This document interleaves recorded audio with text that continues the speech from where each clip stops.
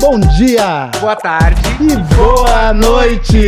Está começando mais um Pode Bicha! Esse programa que chega para ser um abraço, um acalanto e para quebrar as amarras dessa nossa sociedade. No episódio de hoje a gente vai estar falando sobre liberdade, essa palavra potente e importante que a gente está sempre tentando buscar, né? Como a gente vive em busca da liberdade.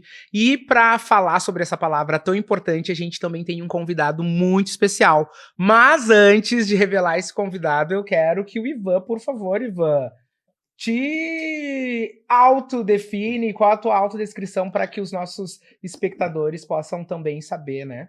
Exatamente. Então, para que todos saibam como estou e como sou, sou um jovem de pele negra, estou com uma barbichinha, um bigodinho, estou usando tranças douradas, loiras, castanhas, uma mistura aqui que ficou muito bem, por sinal.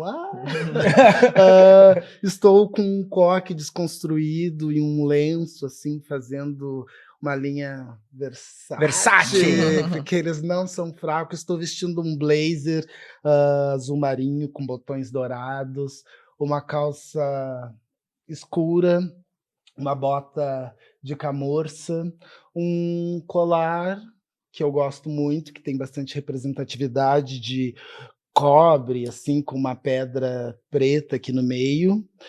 Assim estou, Leonardo. E você, conte para nós como está essa beleza hoje. Bom, então, eu sou um homem negro, de estatura média, careca, olhos escuros. Hoje eu tô com um bigodinho, assim, bem feitinho na régua, meio amante latino. E tenho uma pinta de nascença no lado esquerdo da boca, que eu amo. Eu tô vestindo uma camisa de viscose com tonalidades entre rosa e roxo. Elas são listras bem largas, assim, são listras generosas com essas tonalidades. Tô usando algumas joias também, tanto anéis como brincos em prata, e no brinco esquerdo um búzio para trazer um axezinho. E a minha calça é uma calça jeans azul índigo. E você, Morgan? Olá.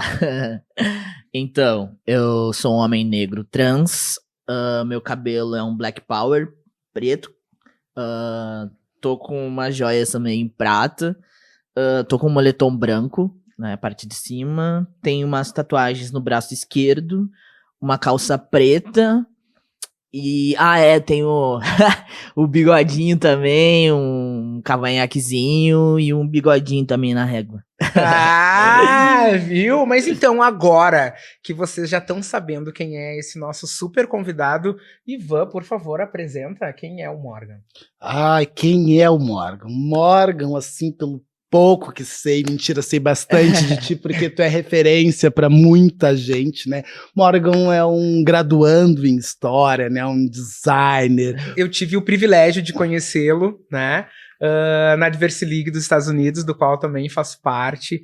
Então é um grupo de personalidades super potentes aqui da sociedade, né, de Porto Alegre. E o Morgan chegou assim para iluminar esse grupo. E na verdade o Morgan, dentro da sua trajetória, ele tem um papel muito bacana, né? E eu queria, Morgan, nesse primeiro momento, falar um pouquinho sobre a tua trajetória na tua graduação, né? Tu já tá aí para se formar, né? Numa graduação importante, que é a graduação de História. Sim. A gente sabe que a história tem um peso gigantesco na vida das pessoas, né? Porque quem não conhece o seu passado não consegue escrever o futuro. Né? É verdade. E como é importante a gente perceber hoje que nós brasileiros, a gente não conhece o nosso passado, né? O nosso passado, muitas vezes, ele foi escrito sobre o olhar de alguém, mas sem um compromisso com a verdade, né? Com os fatos que realmente aconteceram e que construíram tudo que a gente tem hoje, né? Nesse país, nesse estado.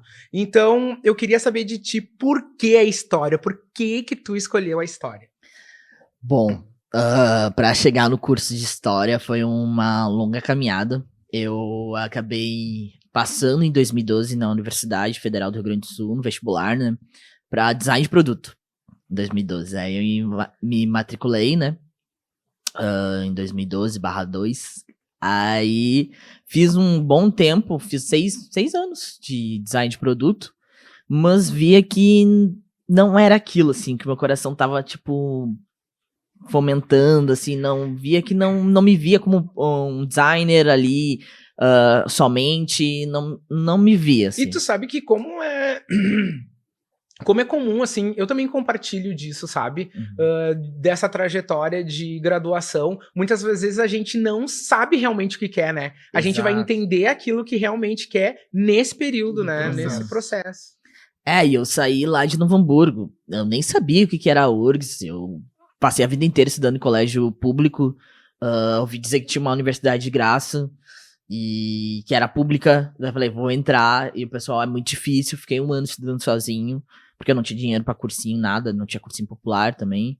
E até que aconteceu, consegui passar no vestibular e entrei pro design de produto, né?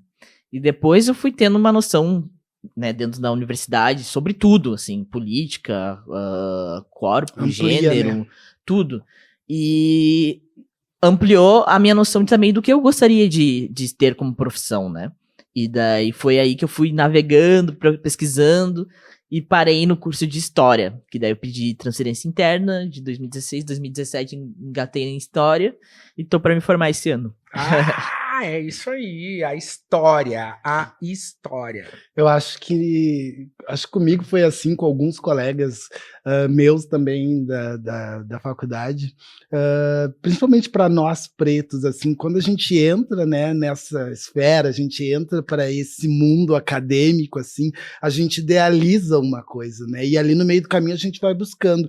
E para te conhecer, para te querer ir para a história, ir por este viés, é porque muita coisa nos indigna, né? Porque é uma história que a história não conta, né? Então, eu acho que vem por essa força, né? Que nos move, assim. Pois é, concordo completamente contigo, Ivan, porque estudando história, a gente vê uma só narrativa, né? Um lado só da história.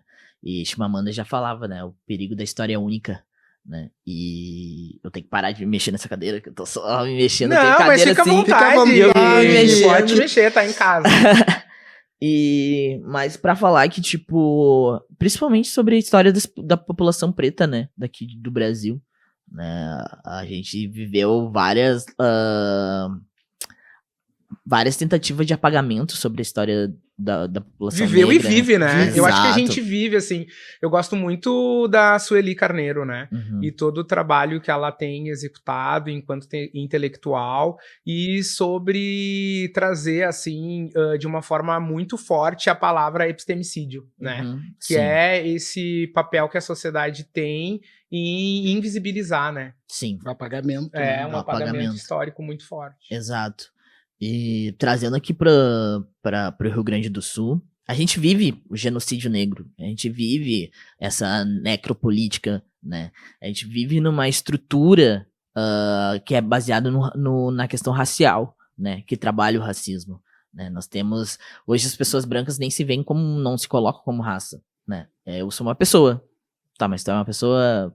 Sou uma pessoa, né? Eles não falam sou uma pessoa branca, né? E quando eles falam, eles acreditam que é nós negros que estamos aí dividindo o movimento. Porque quando ele se coloca como uma pessoa racializada, é nós que estamos fazendo racismo. Sim. Sendo que não, a gente só sofre racismo, a gente só tá exemplificando pra se colocarem também como enquanto raça, porque eles são uma raça que se determinam, né? Se colocam como dominantes. Então, eles tentam inverter a história, né? Pra trazer uma culpabilidade sobre o racismo sobre nós. Como, sabe? Nós que sofremos o racismo. Isso, até né? porque realmente não tem como acontecer isso, porque não foi nós negros que inventamos o racismo, né? Exatamente. O racismo foi inventado pelos brancos. Exatamente. Então é muito maluco quando a gente é convidado para ter uma fala sobre racismo. Por onde a gente deve caminhar? Como é que a gente vai fazer para acabar? Bom, a gente não sabe, foi vocês que inventaram. Nos deem uma brecha. Exato. Nos deem um guia sobre isso, A gente precisa desconstruir, né? esse sistema colonialista, padrão, hétero, cis, né? Eu sei. É essa força que a gente tem que ter sempre, né? Sim, Pra exato. tá falando. Trabalhar bastante aí a gente puxa decolonialidade, né? Até travei agora. Porque justamente o que tu falaste sobre a colonialidade que infelizmente povoou aqui o Brasil, né? E estruturou o que nós vivemos hoje, né? E que se viveu, né? Trazendo um recorte aqui pro Rio Grande do Sul, que tem uma história bem forte sobre a questão da Revolução Farroupilha, que nós temos uma tradição muito forte, né? Aqui no Rio Grande do Sul. A gente viveu o massacre de Porongos, mas ninguém, que a gente sabe que quem é os que ninguém que fala, né? Não traz isso na Revolução, né? No dia tradicionalista. Nem sequer cita porongos, né? Quem foram, que tiveram uma coisa que é oculta, né? Botar debaixo do tapete, não fala. Tu sabe, Morgan, é muito bacana tu trazer essa questão, né, do episódio do massacre de Porongos, porque eu só fui ter ciência desse episódio há pouco tempo, tá? E eu não sou jovem, não sou jovenzinho, né? Não foi me passado isso, né, no meu período escolar. Eu tenho uma vivência tradicionalista gigantesca, né? Eu sou bicampeão do estado, do Enarte, dancei muito tempo no CTG Aldeia dos Anjos, então é meio triste para mim também trazer esse ponto, sabe? Porque o espaço onde eu vivi, poucas vezes eu pude ter contato, pude ter conexão com a história e com a cultura da população negra desse estado, né? Então a gente só consegue materializar esse apagamento histórico, esse epistemicídio que existe com o povo negro, né? E eu penso assim, que o massacre de Porongos é um fato importantíssimo e que, na verdade, ele descredibiliza muitos dos heróis farroupilhas e muitos dos heróis gaúchos que nós temos hoje, como Davi Canabarro, né? O cara que fez o conchavo com os imperialistas, que armou tudo, né? Que armou tudo, né, para acontecer esse massacre. Mas vou deixar tu comentar um pouquinho mais. Não, mas é exatamente isso que tu tá falando, Léo. Exatamente isso. Foram 10 anos aí, né, de revolução, uma das maiores revoluções de batalhas, né, aqui no Brasil. Acho que foi a maior do país, Sim. né? Foi. E teve o apoio de pessoas escravizadas, né, que foram iludidas por promessas de que iriam ser libertadas, né, após esse conflito. E foi tanto é que o Império Brasileiro, eles ficaram até receosos quando viram um número crescente, né, o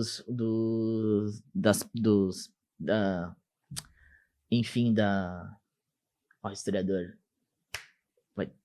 do contingente negro? Do contingente exatamente negro e de farrapos mesmo, né? Tipo, né?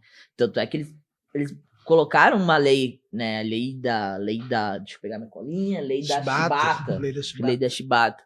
Que com qualquer negro que se revoltasse contra o Império, levaria de 200 a 1000 chibatadas, né? Sim. Mas nem isso fez com que os negros que estavam apoiando o lado farroupilha largassem, né, e soltassem as mãos, né.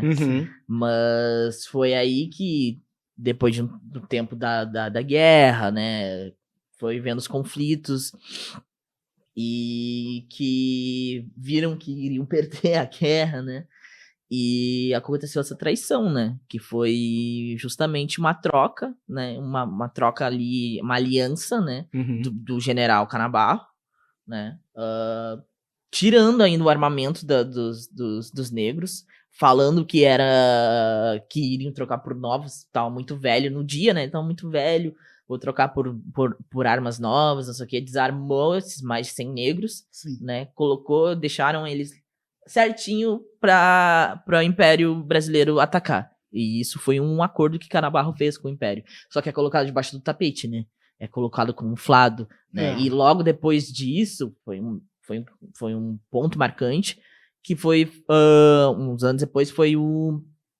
feito o Tratado de Paz, né? E todos no acampamento. Aí perguntava onde estava Canabarro. Canabarro estava cuidando dos enfermos. Estava com a fulana de tal. Nananã. Daí tudo debaixo do tapete, né? Mas foi uma traição. Uma traição que eles fizeram com a população negra, né? Que eles sabiam que não ia poder libertar, não ia poder... Sabe que vou pedir pra te segurar só um pouquinho, Ivan, Claro. porque vem uma coisa muito forte. O Ivan já deve estar acostumado que tem horas que pula as coisas, né? Bem, Que eu preciso falar, né? E um questionamento muito grande. Eu sei que eu vou estar fazendo esse questionamento super poderoso, mas que eu acho super oportuno, porque é importante que a gente traga verdade, né? O Morgan acabou de comentar, né, na questão da perda dessa guerra. Então, é um fato hoje, em 2023, lá no 20 de setembro, todo o estado, aí quando eu falo todo o estado, né, é de uma forma mesmo generalista, não é todo mundo, mas a maioria do estado, vai comemorar a derrota de uma guerra. Sim. É simples. Uhum. Né, vai comemorar a derrota dessa guerra. Então, a gente vê a força que a história tem dentro da sociedade, dentro da população, que a nossa história conseguiu apagar o massacre de Porongos, né? Fazer com que um traidor e a pessoa que massacrou outras pessoas fosse transformado num herói, e uma guerra perdida é comemorada. Exato. Naquela época, né, negros escravizados eram objetos, eles não eram humanizados. Então, a traição foi completamente ignorada. Foi tipo um fato necessário a ser feito pelos brancos, né? A visão deles. E isso, esse modo de pensar é até hoje, né? Até é o que eu ia dizer. O pior é que até hoje, né? Porque pelo que me consta, me corrige, historiador, se estiver errado, mas, né? Eles não lutaram pelos ideais farroupilha, os negros, né? Os lanceiros negros. Eles foram vendidos uma ideia, né? De liberdade após a guerra, né? E que nunca existiu essa possibilidade de liberdade, né? Tanto é que tá aí o massacre depois. Foi um golpe muito bem armado, como golpes que a gente vivencia hoje na nossa política, na nossa sociedade de todas as formas, né? E o quanto ainda isso se repete, né? Tu tocaste nesse assunto. Exato. Né? É um falso ideal, foi vendido e não, foi um massacre bem armado. Uhum. Bem se indigna. Respira, Léo, respira que eu te conheço, Léo, respira. Mas hoje até que eu tô um pouco mais calmo. Ai, tô da paz. Tô mais da paz, hoje um pouquinho mais da Queridinha. paz. Porque também é importante, né, a gente perceber que muitas vezes a forma como uma pessoa negra fala e mostra a sua indignação é tratada e é vista como agressiva, né, como muito forte, muito dura, e para os brancos isso é comum. A gente teve episódio agora mesmo, né, no Big Brother, que eu fiquei, tipo assim, realmente não engoli, né, principalmente a fala que a Bruna teve com o César Black, né, a última briga deles, eu não engoli aquilo porque me tocou muito enquanto homem negro, sabe? Vendo o que ela fez, e para mim ali ficou manifestado um crime, sabe? De racismo mesmo. Sim. Porque as palavras ferem muito. Bastante. Né? As palavras têm um poder de poder. ferir, né? E a gente acaba esquecendo isso. Então deve ser por isso, talvez eu mesmo estou trabalhando para que eu possa falar as coisas Ai, que eu quero, mas de uma forma mais suave, mais Soft. querida, mais soft. Aham. Que exemplo. Maravilhoso. E aí, Ivan, o que mais que tu vai perguntar pro Morgan? Ai, Morgan, eu acho que assim, ó, quando a gente fez o convite para estar aqui, acho que a gente deu uma conversadinha assim ali, né, nos bastidores, porque cada pessoa que a gente traz aqui pro Pod Bicha, né, a gente tem um cuidado, né, um cuidado de trazer uma pessoa que consiga manifestar, consiga transformar, consiga com sua voz, com seu alcance tocar de certo modo, o público que está assistindo. E com certeza tu foi bem pensado para estar aqui. Hoje, eu acho que chatearia, assim, na verdade não, eu não gostaria de estar falando, acho que a sociedade não precisa estar perguntando, estar falando sobre isso, porque é uma coisa de livre-arbítrio de cada um, sabe, cada um tem a sua particularidade, mas este aqui também é um canal, né, de informação, também é um canal que educa muito, e como eu te acompanho, te sigo nas redes sociais, vejo que tu tem uma voz muito potente para falar de coisas que precisam ainda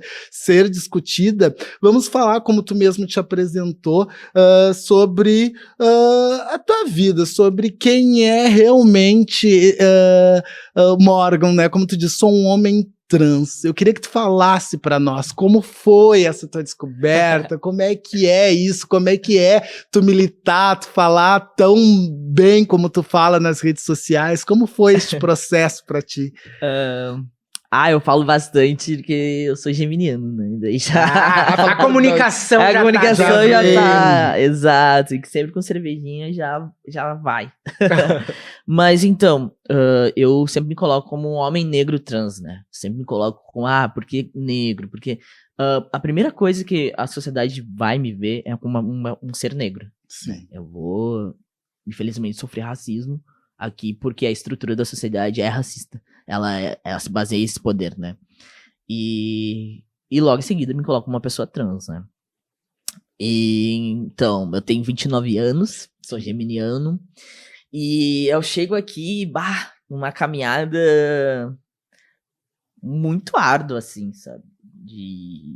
De construção de consciência, de um ser negro. Esse ser negro, nem sempre eu soube que eu era uma pessoa negra. Sim. Tu sabe que quando tu fala dessa caminhada, né, árdua, principalmente nesse processo de tirar a tinta branca, né? Exato. Que a gente tem, que nós temos, embranquecimento, né? Eu acho que todos passamos por isso. E quando eu faço essa pergunta, eu sei que existe todo um período, o período T, que eu digo, eu acho que é assim que se fala, né? Um período de transição, de modificação, de muita coisa, né? E tu parte, né, Tu percorre por dois universos ali, que é o lado que tu era uma menina preta, né, e daí a gente faz uma equiparação, assim, sabe? Quando eu vejo tu falando ali muito bem nas tuas redes sociais, nos teus canais, que depois vão estar todos aqui para o pessoal estar assistindo, eu fiz essa comparação, assim, né? Como tem referência branca de uma mulher que fez um processo de transição e virou um homem, e quanto acolhimento vem da sociedade, né? Porque daí uma mulher branca tem ali certos cuidados que tu não consegue, por exemplo, como sair de noite sozinha, e quando tu passa por essa transição, tu vira um homem, né? E daí a sociedade já te acolhe, tu já tem essa segurança. E quando tu vira de uma mulher negra, que também passa por muito preconceito, e tu vira um homem negro, tu não tem essa mesma proteção, esse mesmo cuidado, porque daí a gente entra numa outra escala, que é do que um homem preto passa, né? Como é isso pra ti? Tu vivenciou isso? Sim, então, muito bom tu tocar nesse ponto, porque eu vivenciei uma vivência de uma mulher lésbica preta, né? Eu fiquei... sapatão. Caminhoneira. Boyzinho. Tá. Mas eu vivenciei, né, como uma mulher lésbica preta, questões de relacionamento, de tudo, assim. E exatamente esse olhar sobre a mulher preta, né, que tem um olhar discriminatório, né, muito forte, assim. De fetiche. De fetiche, né, eu tinha aquele corpo ali que, o corpo da, nossa, violão, perna, tinha muitas questões com a minha perna, com a minha bunda, e que era muito, né, visado, assim, pela sociedade, que é o corpo, né, da globeleza, essas coisas, e, que nem tu falaste, fetiche, né, o corpo da mulher negra. Então, toda a violência que a mulher negra passou, eu vivenciei essa violência, né, e quando eu fiz a minha transição, eu comecei além de também continuar sofrendo com racismo, ser visto como um bandido, uma ameaça, né? Como diz um amigo meu, Leonardo Peçanha, né? A gente acaba sendo vendo como uma ameaça, um bandido, né? Sim. E foi exatamente isso que aconteceu, sabe? E até hoje, assim, aquelas coisas de atravessar a rua, de Não tu correr, Ser de seguido no vou no mercado. mercado, vou pegar uma água, tu vai pega uma cestinha, porque se eu não pegar uma cestinha, já vão falar que eu vou entrar pra roubar. Impossível, de mochila? Não, vai, deixa tua mochila ali, pega uma cestinha pra andar, não anda muito rápido, sempre, sabe? Sai sempre com identidades, porque né? eu... Isso o meu pai sempre falava, né? Vai sair, pegou os documentos, né? É algo que sempre, ainda quando eu vou sair hoje da minha casa, parece que vem a voz dele, né? E essa voz é uma voz de preocupação. Né? A voz de alguém que gosta muito de ti e quer te proteger. Exatamente. Né? Então, vem tudo isso, assim, sabe? Então, o nosso psicológico afeta, né? Porque é muita violência, né? A gente sai de uma violência e entra pra outra, né? Por isso que eu coloco a violência racial ali, é determinante aqui na nossa sociedade, né? E ela vem, e ela que molda, né? Então, eu tive essa transição ali, né? De uma vivência lésbica e depois uma vivência agora como um homem trans, né? Mas eu sempre quero também deixar escuro que, tipo, por mais que eu esteja me hormonizando, todas as pessoas trans que não se hormonizam, todas as pessoas trans que são pessoas transmasculinas, pessoas não binárias, são pessoas trans e são pessoas se uma pessoa trans não binária fala que ela é não binária, ela é uma pessoa trans não binária. Ela não precisa se hormonizar, ela não precisa cortar o cabelo de um jeito, ela não precisa usar uma blusa amarela, sei lá, sabe? Ela não precisa que outra pessoa tenha que dizer o que ela é, né? Não, ela é. Ela simplesmente é. E eu trago sempre esse ponto, porque, uma pessoa trans, ela se hormoniza. Não, tem muitas pessoas trans que não se hormonizam. Tem muitas mulheres sapatões que tiram as mamas porque não se sentem bem com mamas. E são mulheres cis, entendeu?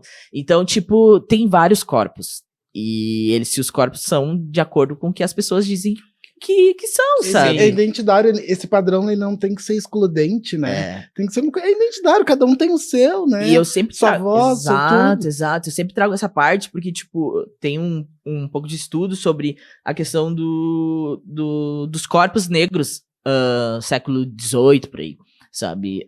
Quando os grandes navegadores padres viajavam para o continente, que a gente chama continente africano, e alguns países que agora que a gente chama de Angola, Congo, enfim, eles viam comportamentos e tradições completamente diferentes do deles, né?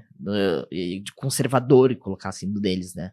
Aí eu falava, aquele negro, ele tá se envolvendo com outro negro e tava cometendo pecado. Escrevia lá, sabe? Só que pra aquela sociedade era outra coisa. Sim, porque aquilo fazia parte da cultura deles. Era da cultura, era outro olhar sobre o próprio corpo e sobre a própria sexualidade, entendeu?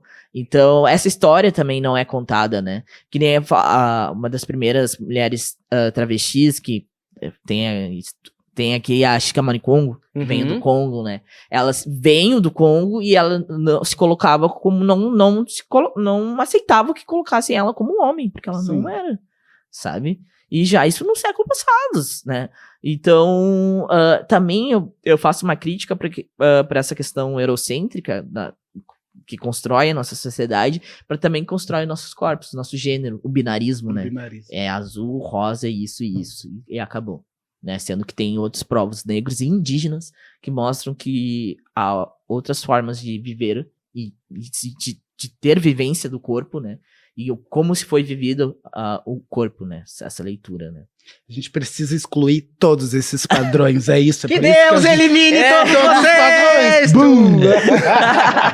Ai, como a gente é teatral. Tu sabe que o Morgan tava falando e ele vai falando e eu vou ficando hipnotizado, assim, com a fala, porque na minha cabeça eu faço um exercício de empatia mesmo, sabe?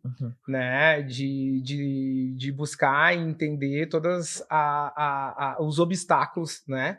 Que muitas pessoas precisam passar e ao mesmo tempo tu abriu uma janela muito bacana que eu acho que seria legal que tu compartilhasse mais um pouco, que tu entrasse um pouquinho mais, que é nessa parte dos hormônios, né? Porque eu percebo assim que, pelo que tu comentou, que sim, é uma decisão única e pessoal da pessoa, mas tem muitas pessoas que possuem a vontade de tomar o hormônio, e como que é isso, como é que funciona, até, tipo assim, para pessoas que têm essa dificuldade, tipo assim, ficam com uma questão temerosa, né, de como vai começar, de como é esse processo. Sim, o meu processo...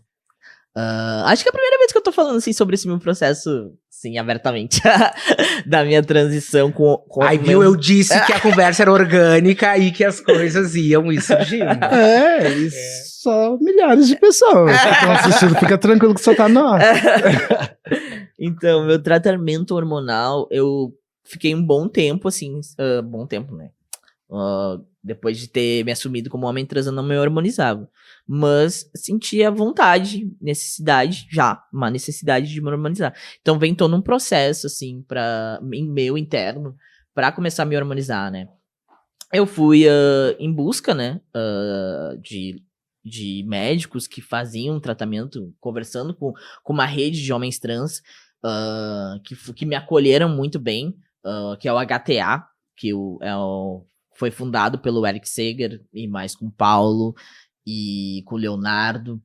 E é bacana. Isso é pela rede pública? Não, esse é um coletivo de homens trans que se juntaram, que eles me acolheram, e daí eles me indicaram pessoas que eles conheciam que eu poderia vir a consultar, fazer o tratamento, né? Isso, é importante isso também que o Morgan tá falando, eu vou só salientar, né? A importância de tu ter uma rede, né? De tu conversar com as pessoas certas, de tu buscar um tratamento clínico, né? E médico, realmente profissional, né? De não fazer isso às escuras. Exato, né? Isso é muito perigoso, fazer às escuras, a gente saber, tem vários efeitos que podem acontecer, porque tu não sabe quanto que tu tá botando de hormônio no teu corpo. Eu demorei muito tempo pra chegar num equilíbrio de hormonal, né? Essa dose tá boa pra mim, porque a dose que pode estar boa pra mim, pro meu amigo é outra. O hormônio é outro, sabe? Então, isso tem que ser feito com o médico, né? Sempre com um médico junto, né? E depois, com o aconselhamento dos meus amigos e eu procurando esses profissionais, a gente teve o ambulatório trans aqui em Porto Alegre, né? E agora a gente tem dois ambulatórios, que é o ambulatório T, que era no Posto Modelo, e depois agora tá no Santa Marta, primeiro andar. E o Amig, no Hospital Conceição. Mas tem outros ambulatórios que agora estão se espalhando. Tem Canoas, Novo Hamburgo também. Mas tu viu como é importante esse papel que tu faz, né? Usando a tua voz nas redes sociais, em todos os canais aí de comunicação. Que tu vem, que tu fala, que tu exemplifica, né? Que tu demonstra muito bem ali como é o processo, porque pelo que me consta, assim, pelo que eu dei uma estudada, todos esses tratamentos, sabe, que são extremamente importantes e necessários, eles são nos grandes centros, né, são nas capitais, sabe, mas a gente não pode esquecer que tem pessoa trans lá no interior, sabe, que também precisa ter esse alcance, não imagina, né, e tu fazendo isso tão bem, tu consegue imaginar o quanto tu consegue ajudar essas pessoas. Isso é bem significativo, né? Sim. A gente tenta, né, sempre dar informação para nós próprios, porque a gente foi ajudado, eu fui ajudado. Então eu quero também ajudar, né, retribuir isso. E o agora também tá passando aqui pela minha cabeça, na verdade, compartilhar contigo uma dificuldade que eu tive, né? E queria ouvir de ti também como é que foi pra ti, se isso também, se foi um fantasma, né? Se foi um muro, assim, pra ser quebrado, ultrapassado. Mas eu demorei muito pra me reconhecer enquanto homem negro.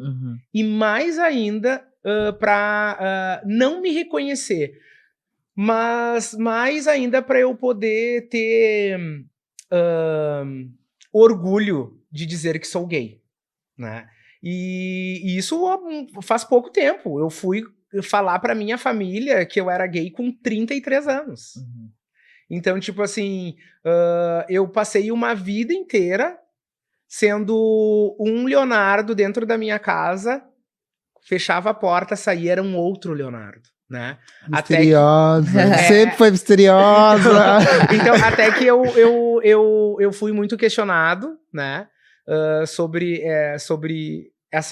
esse tabu que eu criei. Era um fantasma que eu tinha criado. E eu criei esse fantasma muito pelo medo. Proteção. O medo de perder as pessoas. Uhum. Eu tinha medo de perder meus amigos. Eu vou contar que eu sou gay, vai sumir. Medo de perder, né, minha família. E depois que eu contei, que eu me assumi, melhorou muito pra mim, né?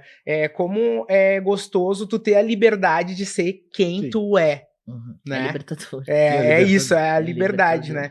E aí eu queria saber de ti, né? Como é que foi também o que te trouxe mais medo nesse processo, sabe? O que fazia o Morgan? Porque realmente, assim, pra quem não passa ou não vive, né? A pressão, né? É algo muito angustiante e que muitas vezes trava a gente, né?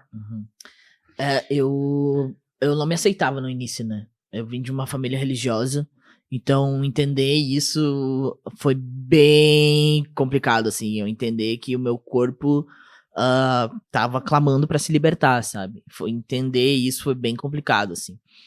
E daí eu saí dessa religião, continuei nessa minha busca e eu falei, vou ter que me aceitar, porque senão não vai existir Morgan, sabe?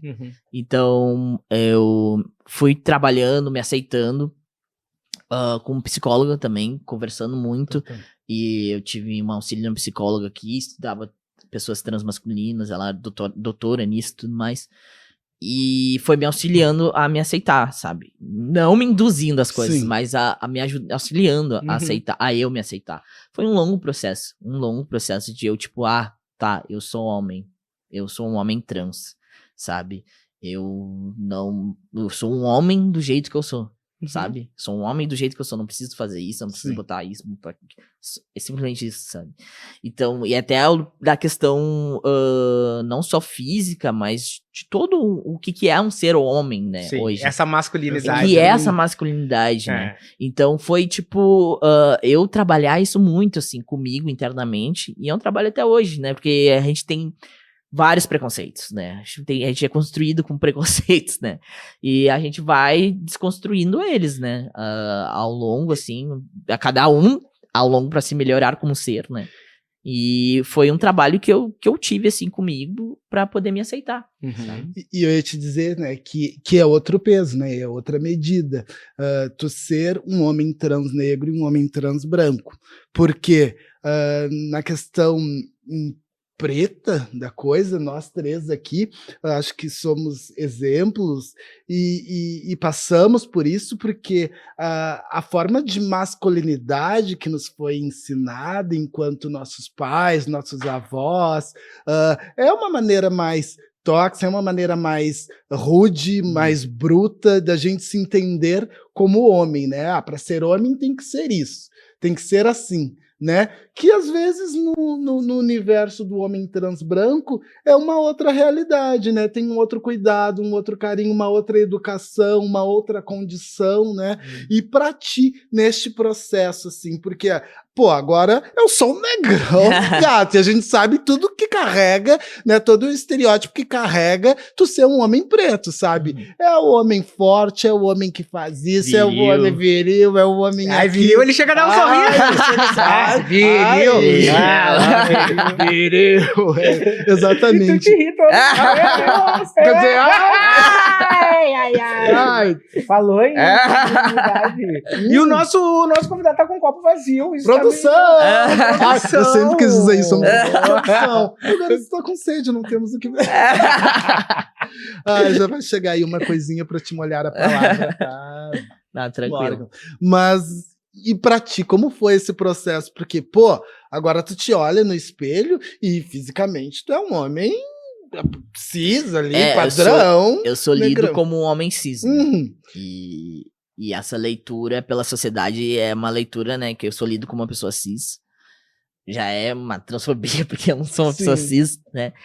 E já é aquele papel justamente que tu falou, já uma transição de um homem trans branco, aí já vai tipo, fui aceito, agora tá tudo mais tranquilo, não sei o que, enquanto que a gente tá, tipo, na margem, por causa do racismo, na margem da sociedade.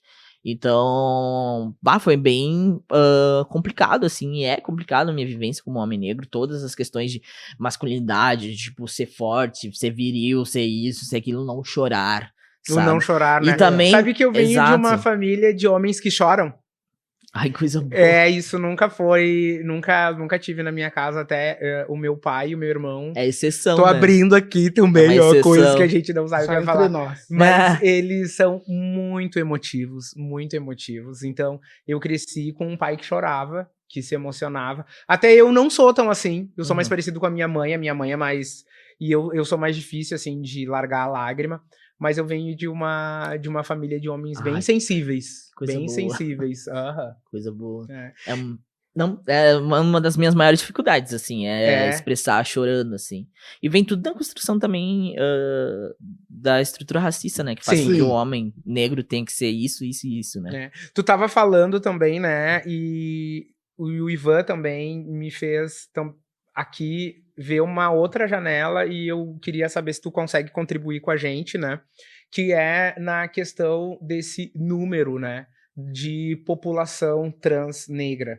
Tu tem uma ideia percentual, né? De como é que é? Queria que se tu tem essa informação que tu falasse, sabe? Um pouquinho, assim, né? Sobre essa questão da população trans negra e o quanto a sociedade é cruel, né? Com todas essas pessoas, né?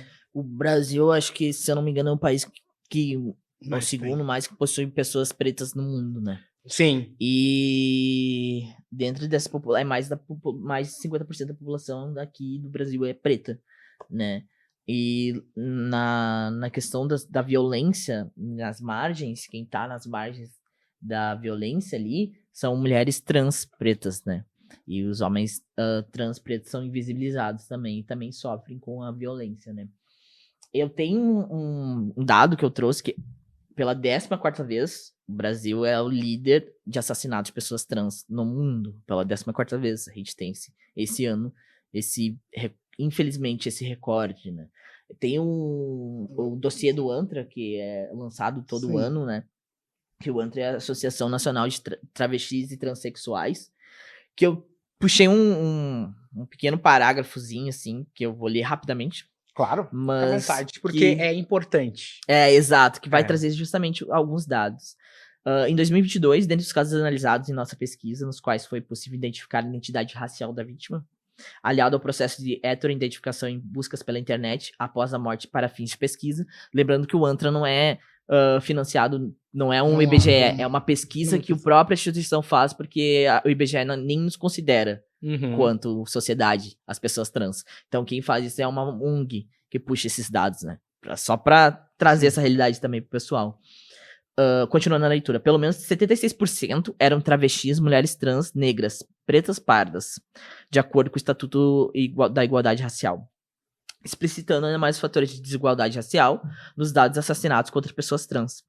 Analisando então os índices de assassinatos em 2017 e 2022, é de 79,8% de pessoas pretas, mulheres trans, travestis, negras, juntamente com os homens pretos, né?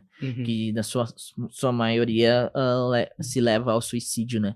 Que a gente fala a gente usa a palavra suicidado porque a sociedade faz com que eles se matem, né? Sim. Então, os dados estão aí, e justamente os dados levantados por uma ONG, né? Que faz esse trabalho autônomo, porque, como eu falei, IBGE e tudo mais não considera nem como uma sociedade, né? Um ser. É muito triste, né, da gente perceber o quanto o Estado e até mesmo o mundo corporativo, né, é despreparado, né, para entender e conseguir ao mesmo tempo retirar o melhor dessas pessoas. Porque quem perde é o Estado, são as empresas, e eu coloco empresas aqui porque estamos eu e o Morgan, né, membros de um órgão consultivo do Consulado dos Estados Unidos, então é os Estados Unidos da América que enxerga Leonardo Oliveira e Morgan Lemes, sendo que o Estado brasileiro nunca nos enxergou para poder contribuir, né, para uma trajetória, para uma sociedade melhor. E a gente vê na era de bandeiras de ESG, né, de empresas que constroem cartilhas maravilhosas falando sobre diversidade, equidade e inclusão, mas quando tu olha pro RH dessa empresa, tu percebe somente um padrão, que é o padrão que a gente já conhece da nossa sociedade, e esse padrão, ele não tem a capacidade de enxergar a potencialidade do outro. Sim. Né? Ele só acredita que um similar é tão potente quanto ele. E isso constrói ambientes pequenos e que vão construir somente um resultado. Porque a gente só consegue mudar resultado quando se faz diferente, né?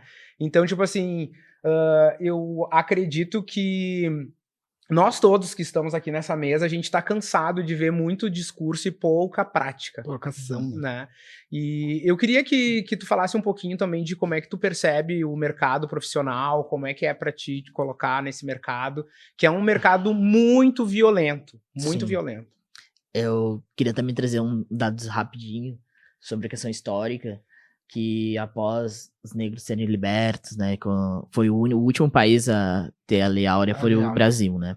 E daí... Eu sempre brinco e vou falar aqui que não é lei de abolição, é lei do abandono. Exato. É a lei do abandono. Nós tivemos leis sobre propriedade de terra, que logo, incrivelmente, logo, né, após a abolição, a propriedade de terra passou a ser do Estado, né. Não passou a ser pessoas que trabalhavam com terra poderiam adquirir esse poder, né? Pessoas que trabalhavam poderiam adquirir uma terra. Não. Isso foi uma lei para o Estado, e depois o Estado deu essas terras para os imigrantes. Resumindo assim, né? Teve leis também que proibiam um negro de estudar no colégio. Então, eram libertos, não tinham terras, não tinham moradias, não tinham onde estudar, aprender a língua, porque a gente vem de diversas sociedades e negras, né, do continente africano. Então, simplesmente abriu a porta e vai. Nenhuma oportunidade, né? Com a população trans também acontece de sair agora, né? As pessoas são expulsas lá com 13 anos de idade, mais ou menos esses dados, expulsas de suas casas. Escola, não tu sofre transfobia dentro da escola e tu não vai ser aceito, né? Tu não vai geralmente ser respeitado, né? Infelizmente. E teu nome social também não é respeitado, teu nome, se tu registrou, também não é respeitado. Questão de saúde também, até hoje o sistema trava, aqui o sistema do SUS, com questões de exame. Então, imagina, tu vive à margem, e ninguém se importa se coloca como objeto, né? Então, é parte disso que a gente vem falando, né? Sobre essa é a realidade, né? E eu quis trazer isso porque são leis que tiveram, a lei de 1854, que é o decreto que proibia o negro de ler e escrever. Isso foi abolido só muito mais tempo depois, abolido muito mais tempo mais tarde. Mas voltando ao assunto sobre a questão do como eu vejo o mercado profissional hoje. Eu vejo ele crescendo bem devagarinho na questão da diversidade e equidade, né? Uma crescente devagar, assim. E questão racial sempre pega, porque é uma pessoa branca que vai ocupar aquele cargo de diversidade. E também, além disso, como tu falaste, eles, vamos botar uma pessoa trans ali dentro, mas eles não sabem a realidade de uma pessoa trans. Eles não sabem absolutamente uma realidade de uma pessoa gay, negra, sabe? Eles só e não tem um acompanhamento, sabe? Não tem esse acompanhamento. É só uma inserção, assim, jogada. Pra protocolo. Exato, pra lei, né? Porque senão não tem hoje em dia, se não tem a lei vai ter multa pra essa empresa que não tem, né? Que muita gente já sabe que estão sendo multadas aí, estão desesperadas, né? E uma coisa que eu tava comentando com o Léo, que é ultimamente que tem me irritado bastante, é o banco de talentos. Que as empresas adotam, né? Tu vai entrar no LinkedIn, tem vários bancos de talentos disso, e daí pra diversidade, né? Banco de talentos de diversidade da nossa empresa. Onde tu insere teu currículo, tu fica lá. e a empresa paga o papel de ser diversa, né? Sabe que vocês estão falando e a minha mente hoje tá assim, ó, trabalhando gigantescamente. E dessa tua fala, como é complicado pra gente, sabe? E o quanto a gente tem que ser forte e ter uma inteligência pra sobreviver. Eu uso essa palavra mesmo para sobreviver, porque eu também vou fazer esse gatilho histórico de trazer até os dias atuais, até essas pessoas que estão sentadas nessa mesa, né? Eu, Leonardo, Ivan e Morgan. Os meus ancestrais, que saíram de um continente com mais de 50 países, com 1000 sotaques e línguas diferentes, chegaram aqui. Um transatlântico luxuosíssimo? Não, foram raptados e que foram jogados no porão de um navio com condições, né, desumanas. Salubres. E eles tiveram que ter a capacidade e a inteligência de se comunicar. Então aqui a gente já parte de perceber o quanto os meus ancestrais são foda. Sim. E é a mesma comunicação que nós estamos fazendo hoje aqui nessa mesa. Porque é uma comunicação que tem línguas diferentes, sotaques diferentes, mas que sobrevive pelo mesmo ideal, que é sobreviver. E liberdade. E liberdade. A gente ainda que é o tema... caminha em busca da liberdade, sabe? E o quanto a gente precisa ter empatia. Nós não somos homens trans, né? Mas tu me falou ali sobre os Estados Unidos, eu estava escutando assim, e se eu não me engano, me corrige, porque provavelmente tu deve estar mais a par disso, quando teve aquele assunto mundial que os policiais mataram o Jordan, né? Na mesma semana morreu também por policiais um homem trans, né? E isso não foi circulado nas mídias, não foi falado. E o quanto a letra T ainda está carente. Como tu disse, estamos caminhando a pequenos passos, mas estamos caminhando, né? Mas nós também estamos, né, com a questão gay ali, lutando com a questão racial, que também está mais forte, que já existe um movimento mais articulado, mas a gente volta sempre para o mesmo ponto de início que a gente começou aqui, falando sobre história, né? Para começar a referenciar e ver de onde a gente veio e como as coisas acontecem e como as coisas ainda não mudaram, que é o apagamento, que é o epistemicídio, que é tudo isso que invisibiliza o T, a letra T. E né? aí, trazendo, né, que nem eu tava comentando, essas pessoas, esses ancestrais que chegaram aqui e tiveram que ter essa inteligência de se comunicar. Hoje, o Leonardo, que é esse descendente, ele também tem, né, salvo o avanço tecnológico e as diversidades do mundo atual, do contemporâneo, dificuldades muito grandes que a fala do Morgan traz. Quando o Morgan diz que não gosta dos bancos de talentos, às vezes a gente não para pensar. Mas quem foi que desenvolveu o LinkedIn? Quem foi que desenvolveu o software do banco de talentos? A gente está cansado de saber que o algoritmo tem preconceito. Que o algoritmo faz um julgamento racial.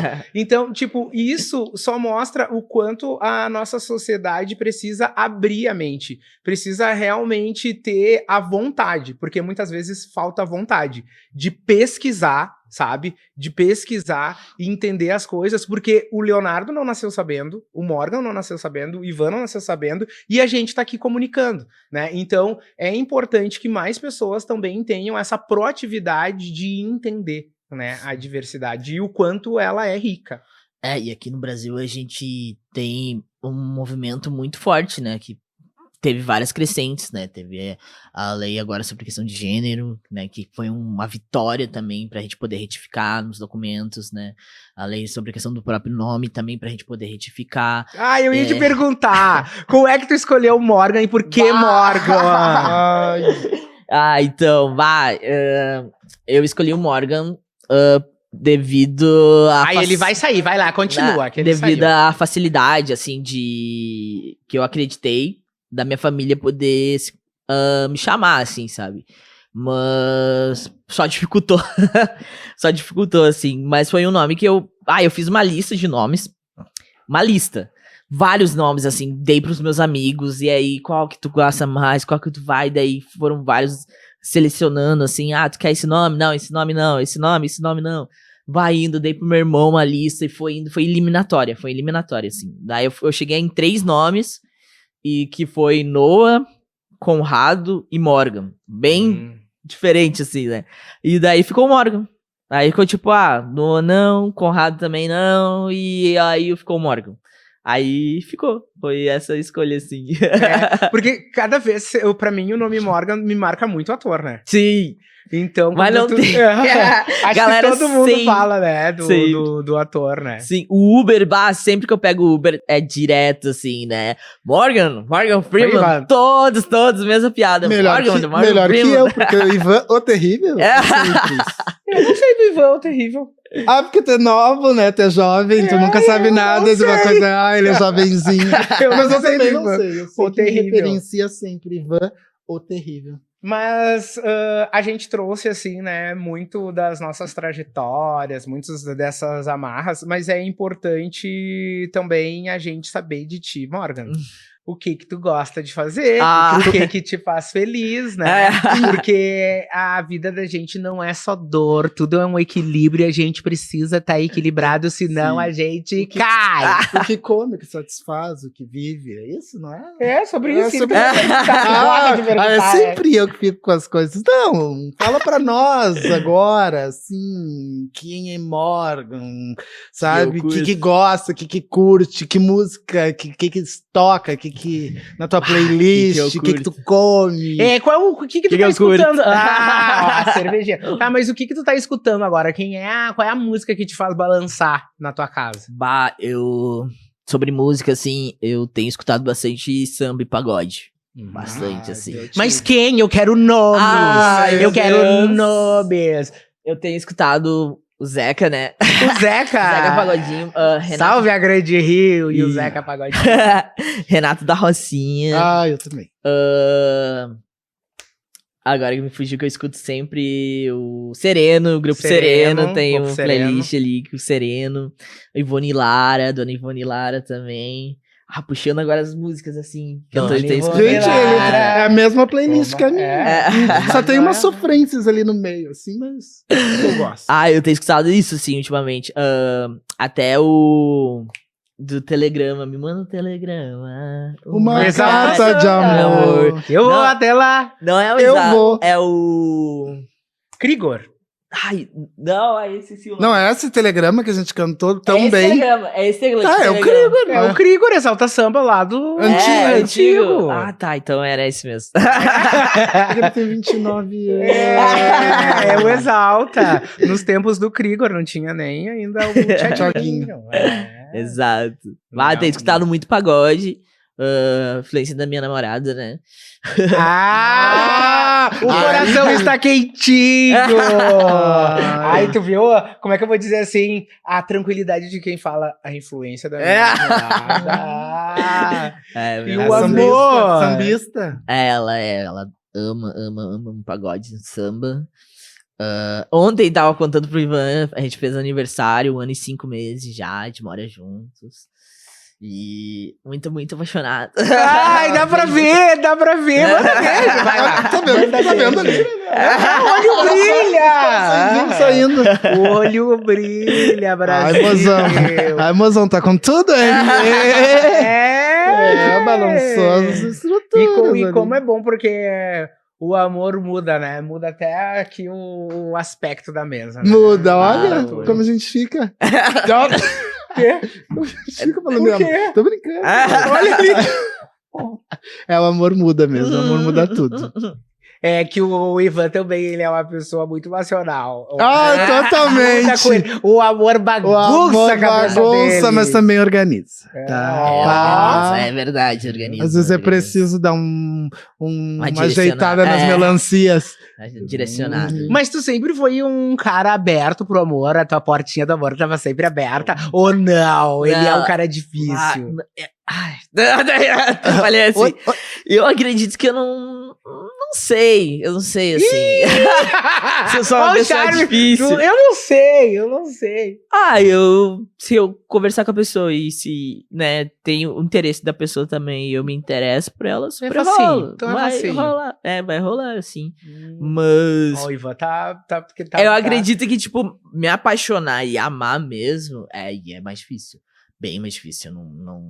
Eu sou... Aí eu falo que eu sou uma pessoa bem difícil, assim. Eu só amei 2 vezes. Tipo, 2 pessoas, assim. Então, tipo, foi minha ex e a minha mulher, minha atual namorada, que eu amo demais, senhorita Kelly. Então... Senhorita, Que Senhorita coisa Kelly. linda, que coisa linda. O amor é pauta sempre aqui da nossa mesa. E também, assim, como ele muda as coisas. Ele muda as coisas. Ele traz sorriso, ele traz muitas coisas. Eu amo demais meu namorado. E tu, Ivan, tu acredita no amor? sabe que vai chegar lá, né? Uma perguntinha pra ti. Uma pergunta? Óbvio que eu acredito no amor. Eu acho que o amor, ele é essencial pra gente viver. Nem que seja... Mas, primeiramente, né, Léo, eu venho aprendendo pelas... vida, que primeiramente o amor, ele tem que ser o próprio. Quando tu te ama, quando tu tens o amor próprio, o resto vem pra somar. É verdade, tem que se amar primeiro pra poder amar outro. As pessoas amam às vezes errado. E a gente tá sempre aí nessa constante aprendizado. E hoje, que nem tu me perguntou, eu digo, eu amo, mas tô me amando, assim. Ai, maravilhoso. Coisa linda, é importante mesmo a gente se amar.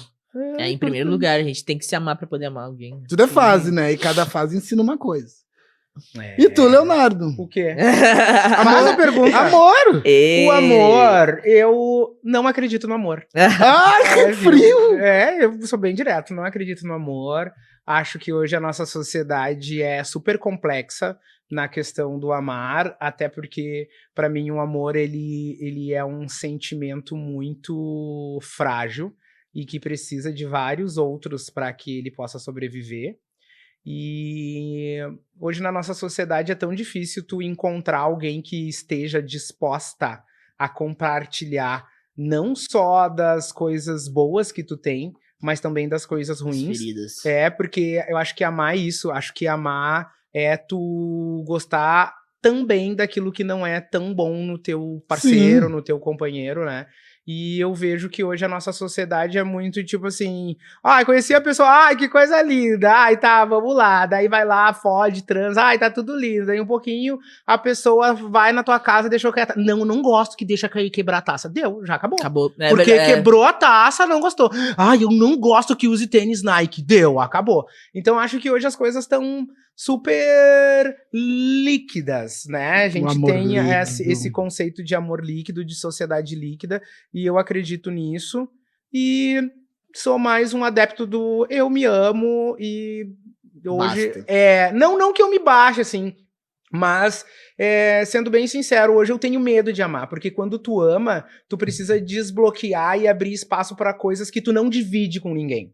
Sim. E eu acho que não é qualquer pessoa que tá preparada pra te acessar. Pra acessar. Isso não é pra qualquer um. Eu não sou para ela não, porque... Difícil. Porque eu sou difícil. E não se dorme, né? Não se dorme, tem o meme da Glória Fischer, né? Eu sou uma pessoa cara. Eu sou uma pessoa cara, meu bem. É verdade. Então, tipo assim, é isso.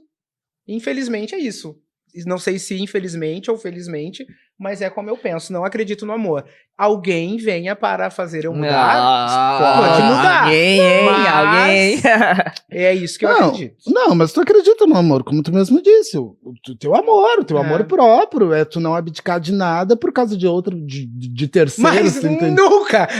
Como ela é decidida, Nunca mesmo, nunca. Exatamente. Nunca vou deixar de fazer uma coisa que me constitui enquanto pessoa por outra, nunca. Tanto que eu já tive episódios disso em relações mesmo, sabe? Tipo assim, não, mas tu não vai lá. O quê? Eu não te perguntei, eu não te pedi. Vocês É tão- eu que decido. vocês estão vendo E eu da minha anotando? vida, quem decide sou eu. Vocês estão vendo eu anotando, porque hoje a minha referência aqui, ó, o meu conselheiro tá aqui, ó, e eu vou ficar frio, eu tô frio, eu não amo mais Mas também. eu concordo também. Mas na tá questão. certo. Tu concorda, porque, tipo, eu converso muito com a minha namorada sobre isso, sobre a questão da construção do amor, né? Esse amor romântico aí, de novela Não e tal. existe, Isso não existe. não existe. E ela é uma pessoa preta, uma mulher bi, preta, cis. E a gente fala sobre o amor preto também. São muitas dororidades que a gente troca ali. E daí é exatamente o que tu falou. Quebrou uma coisa ali, não é pra tipo, não, vamos lá, vamos sofrer, vamos ter, vamos. É isso, entendeu? E não é fácil, sabe? A gente mexe com muitas dores, questões de relacionamento de pessoas pretas em si, Sim. mexe com muitas dores. Então não é simples, não é fácil o relacionamento, assim. O relacionamento em todas as esferas, né? Então, é isso, assim, então a gente também desmitificar o que é o amor, né? Porque tem esse amor aí de margarina que não existe, né? Que é nos dado. Hoje existe várias formas de amar, né? A sociedade coloca que amor entre dois homens não era possível. Não era né? possível. É uma coisa, tipo, então a gente já tá existindo, mostrando que não, temos outras formas de amar e é isso. Uhum. E Tu acredita no amor interracial? Interracial? Assim, existe amor? Acredito. Mas eu acredito. Polêmica. ele vai entrar na polêmica da palmitagem, viu? O polêmica. amor interracial. Não, mas aí que entra, tipo, tu vai ter questões raciais ali. E talvez teu parceiro não vá ver. Porque tem muita. Entendeu? Eu vejo isso, tem muitas questões que às vezes as coisas estão camufladas num padrão de aceitação. Tu estar com uma pessoa branca até por uma segurança, uma proteção, algo relacionado a esta segurança, e às vezes tu, né? Sim. Mas eu acredito que também o amor ele é incondicional. Quando ele é de verdade, não tem cor, não tem, né? Não tem nada. A pessoa tá amando.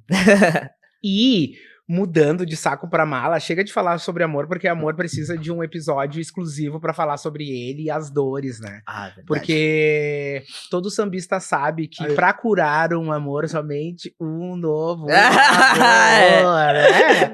E vamos virar a chave, né? Fechamos o amor agora e a gente vai para uma parte do nosso programa bem bacana. Onde a gente vai fazer primeiro uma brincadeira tipo Marília Gabriela, tá? Assim, face to face. A gente vai te falar uma palavra e tu vai ter que falar o que vem na tua mente sobre essa palavra. Tá. Eu acho que a tua palavra é a mais óbvia. Dos convidados que já vieram, ela é a mais óbvia. Vamos falar junto. Vamos lá, então. 1, 2, 3. Liberdade.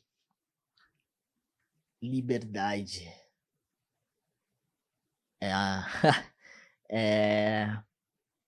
Amar. Ai, que lindo! É o que veio na mente agora.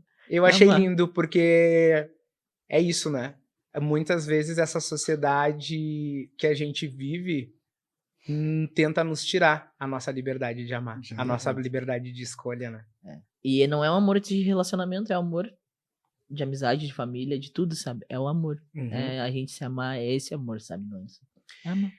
Agora a gente vai para uma camada ainda mais potente, onde eu e o Ivan também a gente sempre discute, sabe? A gente sempre tenta trazer algo que seja, como eu vou dizer, importante, né? E aí agora, assim, primeiro a gente fez uma brincadeira com uma palavra, agora a gente vai largar um objeto em cima da mesa e a gente quer que tu fale sobre esse objeto. É pornográfico? Olha, o homem viril.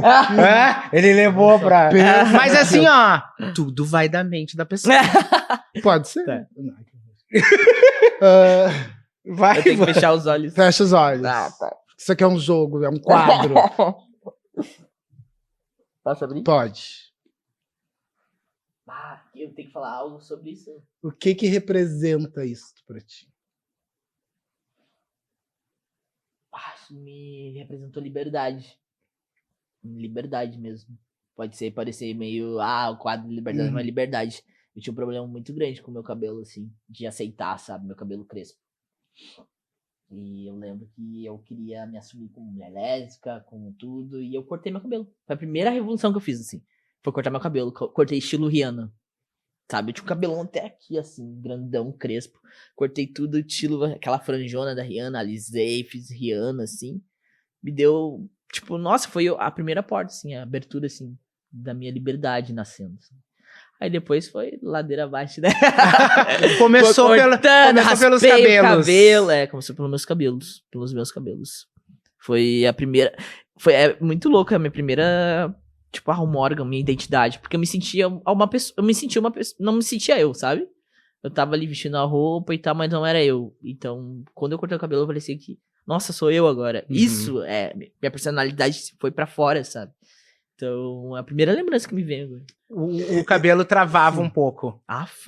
E como o cabelo tem essa... A gente já falou em outros episódios, acho que cada pessoa que passa aqui fala sobre isso, né? O cabelo, eu acho que é a nossa primeira ato de revolução. Ai, meu Deus, eu agora fico... Eu até cheguei a bater aqui, ó. Eu não posso falar nada, eu não tenho cabelo. Primeiro ato de revolução, assim, pra mim foi...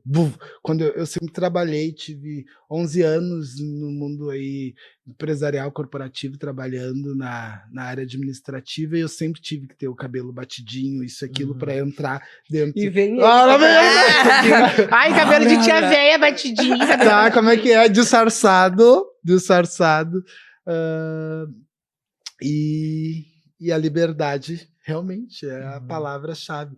E este aparelho aqui, ele tem 2 significados, assim, a gente pensou, né? Ele como um barbeador também, né? A importância disso. Eu amo minha barbichinha. amo. Desde que ela começou a crescer, eu não corto. Só para o máximo as pontinhas, assim. E, eu quero que mine meu rosto ainda. E agora tá vindo mais aqui do lado, tô deixando vir, assim. Mas é uma estética, minha vaidade, né? Sim. Minha vaidade. É algo que contribui pra tua identidade, né? Pra minha identidade, pro meu Morgan, né? Que não dita ser o meu Morgan, não dita ser uma pessoa masculina, né? Tem muitas mulheres trans e mulheres cis mesmo também, com pelos no rosto e barba. Mulheres trans travestis. Então. Mas pra mim a barba faz o Morgan, sabe? Meu Morgan, assim. Ai, que lindo! É impressionante como no decorrer, né? De todo o processo que a gente faz, né? De fazer o convite para te estar aqui, né? De ter uma conversa prévia para a gente conseguir também ter uma conversa que não pareça uma loucura para quem tá vendo, né? E a palavra liberdade veio, né? Como a gente iria batizar esse episódio, né? E falando contigo, te conhecendo, a palavra liberdade brotou muito forte. E agora no finalzinho, no finalzinho dessa conversa, eu acho que não teria palavra melhor, né, pra gente batizar. O teu episódio é teu, o episódio do Morgan é liberdade, e ao mesmo tempo a gente queria agradecer, né, de tu ter aberto teu coração, de ter compartilhado falas tão bonitas, e ao mesmo tempo com a espera que essas falas consigam tocar, consigam sensibilizar mais pessoas, e que essas pessoas, as pessoas que têm um poder, não sejam tão egoístas e libertem. Primeiro, libertem as suas mentes, porque somente mentes libertas vão construir um mundo com liberdade e com pessoas libertas, que é o melhor, né? Exato. Então agora eu queria abrir também para te falar, para te, né, querer contribuir se tu acha que tem alguma fala, né, que a gente não trouxe, que tu acha super importante, a gente abre esse espaço para ti. Eu sempre bloqueio nesses momentos que me faz tudo na cabeça, sabe, quando é pra falar, assim. Mas eu queria muito agradecer o convite. Um dia que tu falou assim, Morgan, só falou por cima, eu já, sim, já aceitei, porque eu acho o projeto extremamente incrível, tipo, extremamente necessário, né? E... Desculpa, cervejinha. E eu já topei na hora, e eu já, tipo, acredito muito no projeto. mesmo. E, tipo, ver as pessoas vindo aqui falando a Bruna, a Bruna é uma amiga nossa, né? Nossa, muito querida, assim. E eu fiquei tipo, nossa, com certeza, Pod Bicha, eu quero que todo mundo ouça, entendeu? Porque é necessário. É necessário 2 homens pretos aqui, gays, falando, sabe?